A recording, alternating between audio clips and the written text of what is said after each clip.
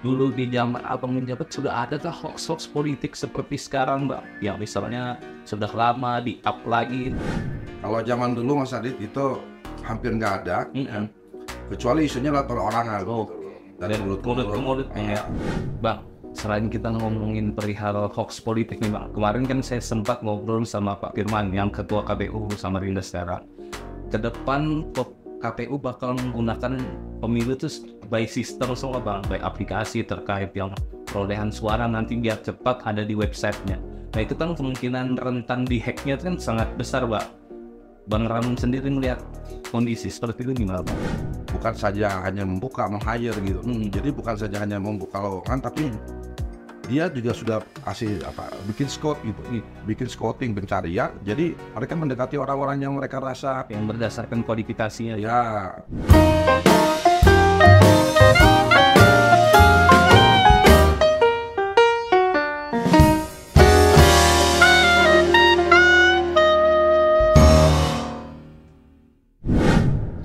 Assalamualaikum warahmatullahi wabarakatuh. Balik lagi bersama saya Aditya Setiawan dalam program podcast Tea Time, program garapan Diskominfo Aktif bersama Tusam.id. Dan kali ini kita sudah kedatangan bintang tamu yang sangat luar biasa nih Sobat Tusam.id, yaitu Ketua Komisi Informasi Provinsi Kaltim, Bang Ramaon Darmo Saragi. Bang, tadi kan memang kita berbicara terkait masifnya hoax di media sosial nih, Bang. Kita tarik mundur lagi kan, sebelum abang jadi ketua komisi informasi sebelumnya pernah jadi ketua KPU Kota Samarinda, Bang. Ya. Dulu di zaman abang menjabat sudah ada kah hoax-hoax politik seperti sekarang, Bang? Yang misalnya sudah lama di-up lagi untuk kemungkinan menjatuhkan salah satu calon, Bang. Biasanya kan dia via BBM, Itu masih transisi, Bang. terus kemudian via SMS gitu. Dan yang kayak gitu masih rentan untuk bisa diantisipasi oleh aparat keamanan. Nah, biasanya memang paling di YouTube, tapi orang dulu juga jarang buka YouTube. Tidak seperti sekarang.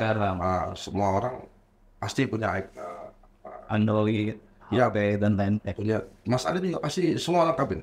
Ada Facebooknya, ada IG-nya, ada apa namanya? Twitter, ada TikTok kan? Iya. Sekarang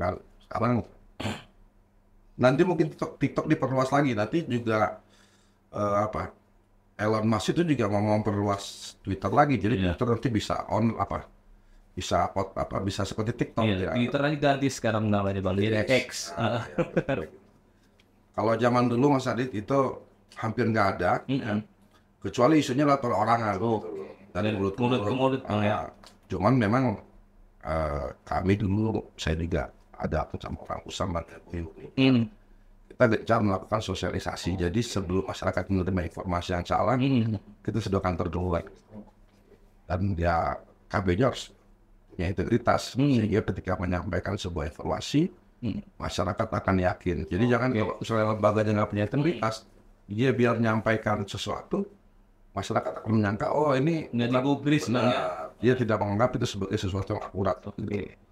Oh, tapi kalau lembaganya punya integritas, lembaganya kemudian dapat kepercayaan dari masyarakat, nanti pasti semua informasi itu yang hoax itu masyarakat akan melakukan cross check ke lembaga yang atau badan publik yang memiliki wewenang di dalam. Bang, jika melihat terkait black campaign ya, Bang, kan banyak tuh yang menggunakan media sebagai salah satu alat. Itu bagaimana menurut Bang Ramon? Nah, kalau black campaign ini kan cenderung fitnah ya. Mas Adit, kita harus bedain antara black campaign sama negatif campaign gitu. Kalau negatif campaign itu kita menginformasikan keburukan seseorang, tapi memang fakta. Kalau black ini cenderung fitnah gitu. Nah, kalau black campaign di masyarakat sih rasanya memang itu nggak tahu ya, memang sudah ada sumber ya. Pasti loh kalau orang buat black campaign ngapain? Kan kita dosa nih. Betul. Kalau memfitnah orang. Tapi kalau memfitnah orang ada tujuannya, ada bayarannya, ya susah cari duit memang di Indonesia ini kan. Intinya masih banyak pengemis tuh. Ya jadi memang yang black campaign sih saya rasa kalau orang nggak punya moral, ya masih banyak pertebaran. Contohnya misalnya apa ya, saya mau contoh black campaign ya. Misalnya video ya dipotong, kemudian yang ada dia seolah menghina presiden, atau menghina salah satu pasangan calon presiden. Kemudian atau dia pendukungnya si presiden, salah satu presiden, kemudian menghina presiden sekarang gitu, sehingga harapannya pemerintah yang sekarang itu misalnya mengurangi dukungan atau bahkan tidak mendukung si calon presiden tertentu ya, padahal masih satu wilayah.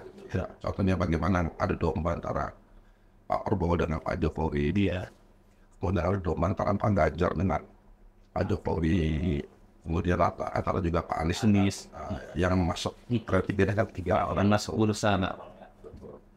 Tapi ada juga negatif. Negatif ini saya lihat ada salah satu capres yang memang dia ada domba dengan pemerintah sekarang. Tapi saya kira itu fakta gitu. Dan memang itu sebuah warna dalam demokrasi, bahwa ya orang kan berhak untuk tidak setuju dengan apa yang dilakukan oleh rejim yang sekarang. Saya rasa itu sah-sah saja. Baik campaign dan negatif campaign tadi perbedaannya itu. Ya perbedaan di perbedaannya bang. Yang satu fitnah, yang satu itu benar. Cuman kan benar itu kan nggak harus itu terus yang diungkir. Kan ketika saya nggak setuju sama si A, bukan berarti saya nggak setuju sepenuhnya. Nggak mungkin lah. Saya berprinsip bahwa seluruh presiden, seluruh presiden dari zaman Pak Soekarno sampai sekarang zaman Pak Jokowi, pasti dia akan berusaha menjadi presiden yang terbaik buat bangsa ini. Gitu. Jadi kalau ada kesalahannya ya biasa dong. Semua manusia pasti punya kesalahan. Kalau misalnya ada kebijakan nggak cocok, nggak mungkin lah presiden itu bisa menyenangkan semua pihak. Apalagi di politik kekuasaan, pasti ada orang kasukan dikit itu aja yang dibawa. Dijadikan bahan. Saya rasa semua pemerintahan punya prestasi yang luar biasa dan pasti juga punya sedikit kesalahan. Baik itu dari Soekarno sampai dengan Jokowi. Bang, selain kita ngomongin perihal hoax politik nih bang, kemarin kan saya sempat ngobrol sama Pak Firman yang ketua KPU Samarinda sekarang. Ke depan KPU bakal menggunakan pemilu itu by sistem semua bang, by aplikasi terkait yang perolehan suara nanti biar cepat ada di websitenya. Nah itu kan kemungkinan rentan di hacknya kan sangat besar bang. Bang Ramon sendiri melihat kondisi seperti itu gimana bang? Ya saya yakin selama KPU memang komitmen ya untuk kemudian memakai informasi ya dia pasti bukan informasi utama, dia pasti ada informasi yang sampingan, maksudnya yang menyebutnya seperti apa. Jadi tetap yang akan dipakai nanti pasti ada perhitungan suara yang manual. Jadi perhitungan suara lewat aplikasi itu hanya sebagai alat untuk monitoring bagaimana kinerja petugas di lapangan seperti di KPPS, di PPS, di PPK, bahkan juga mungkin KPU. Itu sebenarnya gini, Sadit. KPU itu sumber daya manusianya itu beragam. Satu beragam ya, di semua daerah tidak mungkin sama. Jadi kualitas antara yang di Jawa dengan yang di luar Jawa ya, di misalnya Kaltim mungkin nggak begitu jauh ya, tapi di pedalaman. Kemudian karena ini sistemnya kemarin sudah di KPU atau Bawaslu itu, kita juga kaget ya. Kita kaget gitu bagaimana mereka menopang proses perekrutannya. Ya saya nggak tahu seperti apa. Nah dari sistem perekrutannya akan dapat orang-orang yang qualified atau enggak gitu. Dan sebenarnya kan kalau kita masyarakat lokal itu kan tahu ya pesan-pesannya apakah punya kualitas atau enggak. Jadi sudah terbatas ya. Kemudian kalau orang pintar sih selalu ngomong sama Kadin. Kalau orang pintar nggak mungkin dia mau kerja bergabung. Jujur aja. Kenapa? Kalau orang pintar lebih bagus di swasta, gajinya lebih gede, ya kan, duitnya lebih banyak. Saya sering ngomong sama badan publik. Anda jangan merasa pintar. Kalau dulu orang senang jadi PNS, sekarang orang nggak senang jadi PNS. Ya. Kalau Anda nggak terbuka tentang diri Anda nggak akan bisa dapat masukan dari orang yang lebih pintar daripada Anda, dampak di sekitar Anda. Kalau dulu nggak apa-apa, PNS kita pintar semua, rebutan orang jadi PNS. Sekarang nggak berebutan, yang berebutan yang buat yang kurang-kurang aja. Oleh betul sudah dari orang. Nah ini kaitan dengan KPU tadi. Jadi seharusnya ya badan publik seperti KPU Bawaslu melakukan perapatannya sebaiknya bukan saja hanya membuka meng-hire gitu. Jadi bukan saja hanya membuka lowongan, tapi dia juga sudah kasih bikin scout gitu, bikin scouting pencarian. Jadi mereka mendekati orang-orang yang mereka rasa yang berdasarkan kualifikasinya. ya.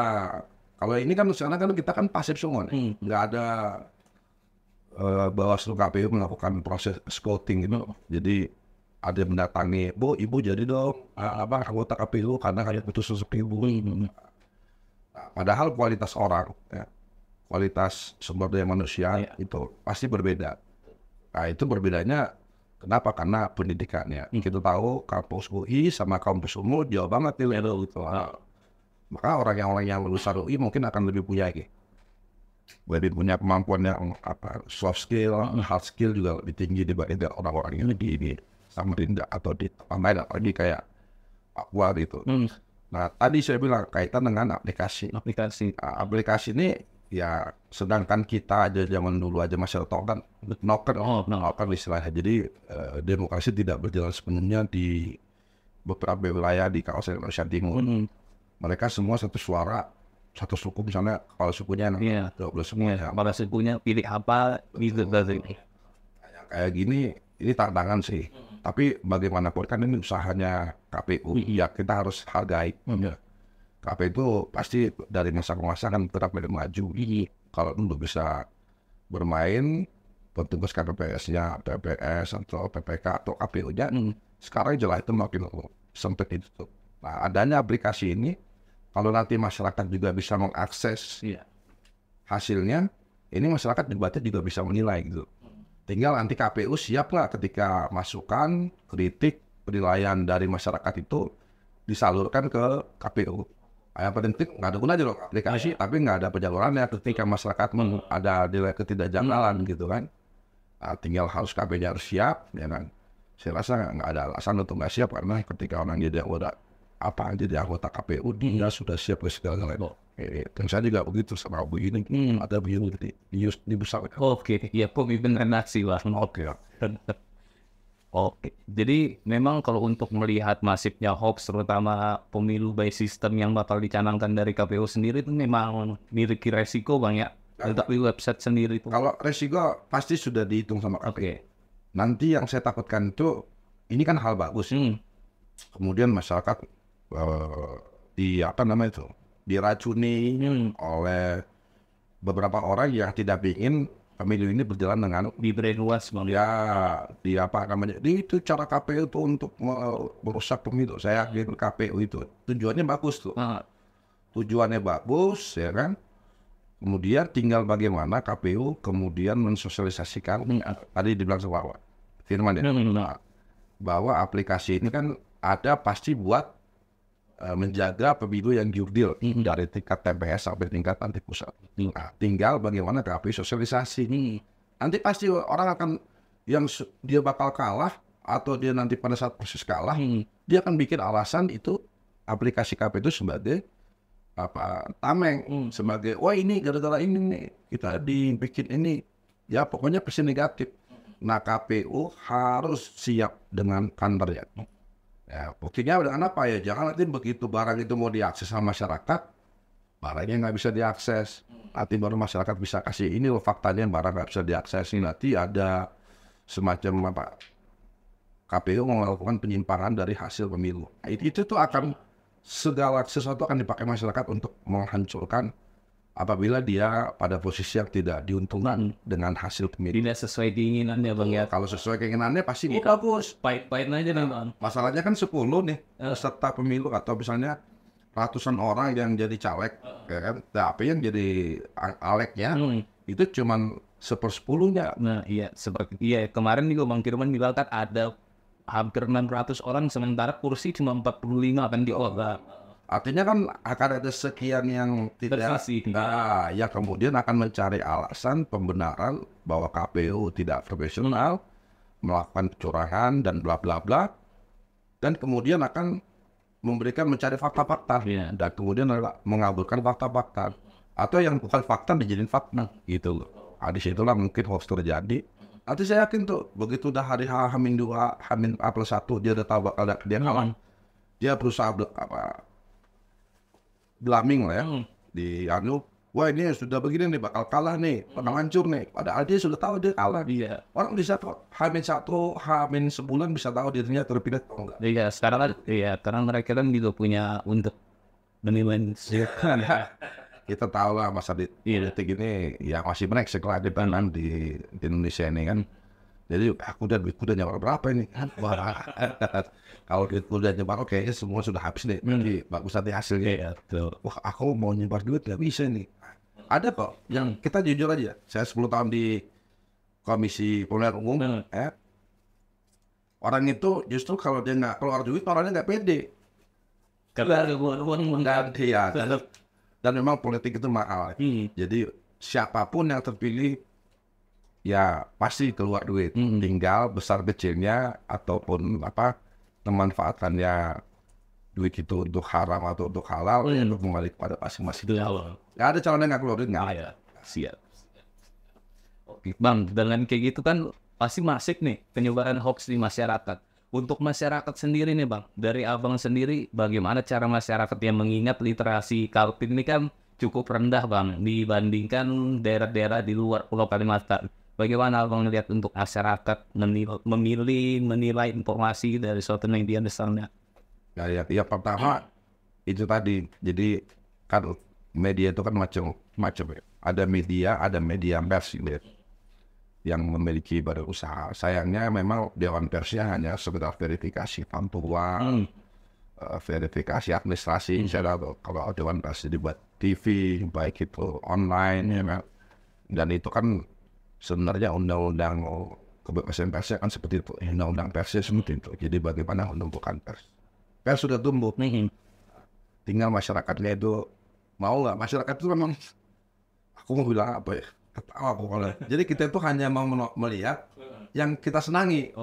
Kita tuh nggak mencari sesuatu yang sesuai fakta. Padahal belum tentu benar tuh. Misalnya kayak aku nonton bola gitu, antara kelompok A sama kelompok B. Aku dukung kelompok A gitu. Ketika ada bilang ini kelompok A yang menang, baru media ini bilang kelompok B menang, maka aku akan yakin bahwa yang kelompok A ini yang menang. Karena kita fans kelompok A gitu. Padahal misalnya yang justru hoax yang tadi disampaikan kelompok A itu masyarakat berusaha untuk melihat sebuah kebenaran itu adalah sesuatu yang disukai, yang diinginkan. Nah seharusnya itu juga misalnya kita nggak suka capres A, terus capres A melakukan keberhasilan ini di blow up sama sebuah media. Wah itu hoax itu. Karena kita nggak suka. Masyarakat harus belajar untuk menerima sebuah fakta. Gitu. Yang kedua, badan publik negara seharusnya juga medsosnya juga lebih dikejar.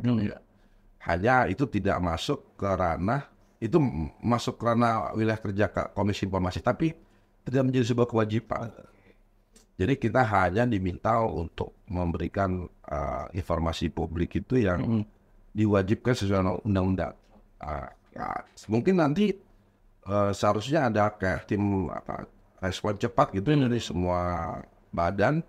Misalnya ada respon tentang bantuan atau respon tentang kebakaran gitu. Misalnya ini kan belum ada, karena belum ada yang seperti ini karena tidak ada untungnya. Misalnya ada kebakaran di di Jalan Jelawat misalnya.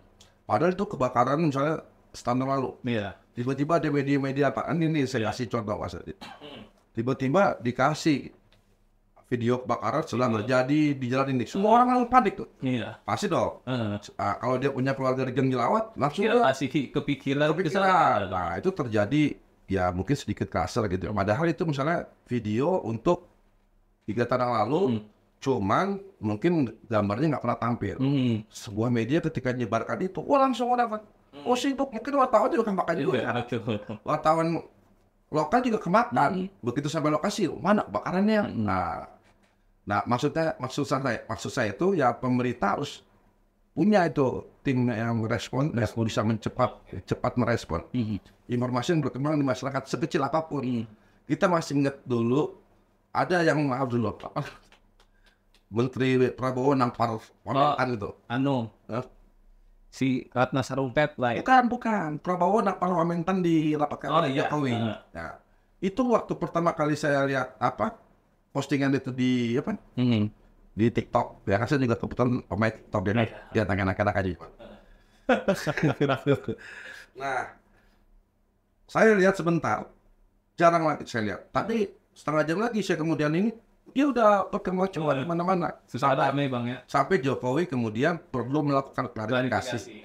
Maksud saya begini ya, seharusnya seorang Jokowi itu bertindak cepat gitu untuk sebuah yang menurut dia itu sebenarnya adalah hoax. Tapi apalagi kita yang ya coba lah Pak Kadis lah atau Bapak Kepala Bidang atau Camat itu begitu ada informasi sedikit langsung cepat mereka merespon.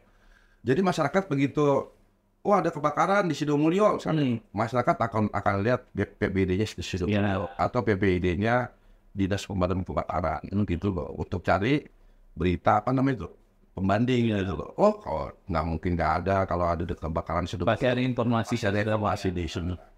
Itulah tugasnya Badan Publik, itulah tugasnya kami ketempukan Komisi masih mendorong supaya Badan Publik itu punya semacam tim respon cepat untuk menangani. Ketika ada bencana di mana, maka ada kan dinas yang menangani bencana itu orang udah berani cari itu. Bener nggak ada bencana di sini? Dia langsung cek ke medsosnya atau websitenya si BPBD. Masalahnya BPBD aja mungkin medsosnya masih kurang atau websitenya juga masih kurang aktif. Betul, seharusnya itu yang pertama. Yang kedua lagi tanggung jawab. Jadi orang kalau udah dapat jabatan, dia harus punya tanggung jawab.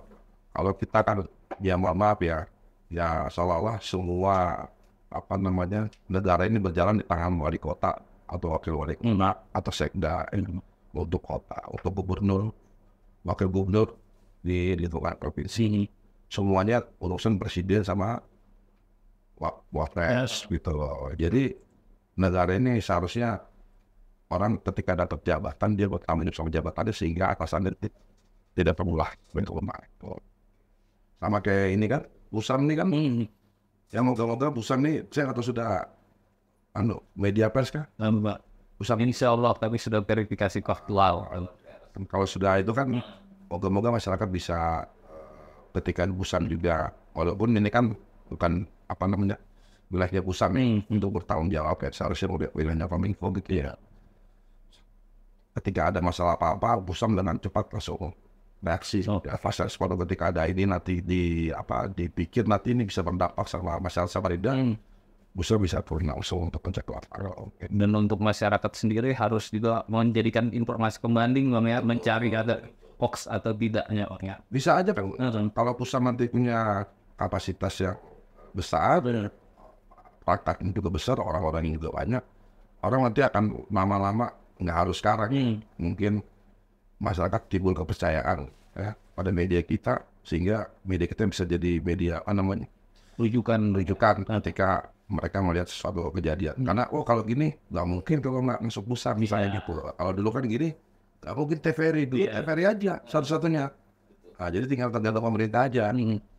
Bahkan kalau mungkin masyarakat itu juga mungkin belum lahir.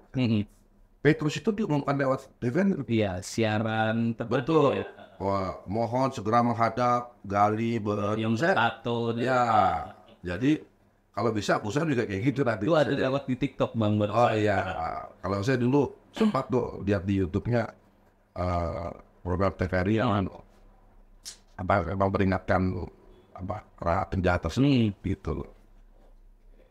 Jadi sebisa mungkin dari media juga berperan serta Bang ya untuk memberantas stok itu sendiri Bang ya, selain memang tujuan utamanya dari Badan Publik untuk melakukan counter Bang ya. Kalau bisa jangan sampai media sekelas Busam ini dipakai sama kepentingan politik di makanya harus independen, harus bagus, iklannya harus bagus, jangan kebanyakan iklan dari pemerintah. Iklan dari pemerintah ini ada ininya, ada ancaman-ancamannya, itu ada ancamannya. Tapi jangan juga iklan judi online ya kan? Nah, itu nggak mungkin Bang. Siap. Dan mungkin ini sudah hampir setengah jam Bang kita ngobrol-ngobrol. Kenapa setengah jam aja? Sampai 1 jam. Kalau panjang-panjang nggak ada yang nonton nanti Bang. Mungkin 2 bagian. Oke Sobat Bersama ID, kurang lebih kita sudah hampir setengah jam nih menemani Sobat Bersama ID di podcast T-Type episode kedua bareng Bang Ramon. Bang, mungkin ada yang mau disampaikan lagi kah Bang terhadap masyarakat untuk menangkal hoax-hoax ini terakhir nih Bang? Ya, kalau saya sih dalam tahun politik ini ada yang mana sih nih? Sama aja ya. Sini nggak apa-apa Bang. Saya sih dalam tahun politik ini apapun nanti pilihan kita itu pasti pilihan yang terbaik buat bangsa ini. Nggak usah baper, misalnya presiden pilihan kita kalah, partai politik yang kita dukung kalah, calon anggota legislatif yang kita dukung kalah. Mereka semua akan berbuat yang terbaik. Kalau mereka nggak berbuat terbaik, nanti ada KPK itu ya, apa namanya, menjadi tempat persidangan mereka. Jadi siapapun presiden terpilih nanti, sesungguhnya itu sudah yang terbaik yang bisa terjadi sama bangsa ini, dan kita tinggal melaksanakan posisi kita, jabatan kita, tanggung jawab kita dengan sebaik-baiknya, dan semuanya akan berjalan dengan baik. Tidak ada yang lebih mahal, semua harga tertimbang keamanan, karena tujuannya pasti nanti semua ke kesejahteraan dan peningkatan kualitas ekonomi masyarakat. Saya kira ucap Siap. Jadi itu adalah merupakan closing statement dari Bang Ramon, dan sampai di sini saja perjumpaan di episode kedua ini Bang. Saya Aditya Setiawan dan Bang Ramon Darnop Saragi pamit undur diri. Assalamualaikum warahmatullahi wabarakatuh. Salam Sobat Bersama ID. Terima kasih banyak Bang. Kita minum tehnya dulu Bang. Mau apa tadi Bang?